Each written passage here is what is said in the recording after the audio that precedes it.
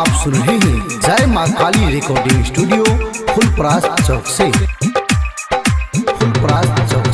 गे मैया रोजा तोरा, गे मैया रोजा तोरा, मन हम पारबो मंदिर में रोज दीप बारबो। गे मैया रोजा तोरा, मन हम पारबो मंदिर में रोज दीप बारबो। गे मैया रोजा तोरा,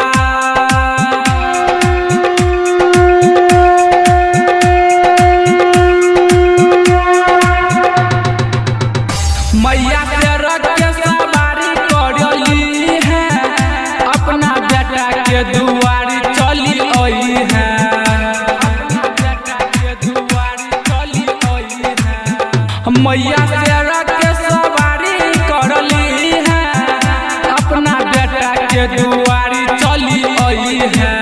गे मैया तोरा बिना, गे मैया तोरा बिना लागत सुना मंदिर में रोजा बारबो। गे मैया रोजा तोरा, मन हम पारबो मंदिर में रोजा दीप बारबो।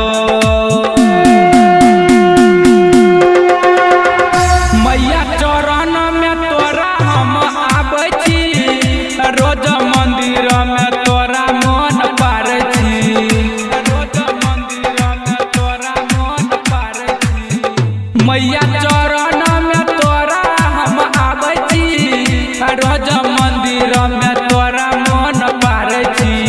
गे मैया एको बेर, गे मैया एको बेर दही तू दर्शन मंदिर में रोजा दीप बारबो। गे मैया रोजा तोरा, मन हम पारबो मंदिर में रोजा दीप बारबो। बोलो बोलो दुर्गा मैया की।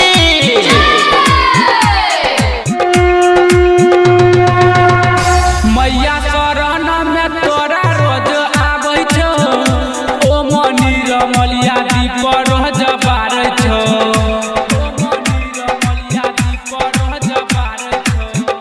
मैया शरण में तोरा रोज आबै छौ, ओ मंदिर मलिया दीप रोज बारै छौ। कि डीजे चनदेश्वर हाँ डीजे रूपा के पूरा बहिलल सा मंदिर में रोजा दीप बारबो। गे मैया रोजा तोरा, मन हम पारबो मंदिर में रोजा दीप बारबो। जय माँ काली रिकॉर्डिंग स्टूडियो फुलपरास चौक से। 91 13 90 67 65।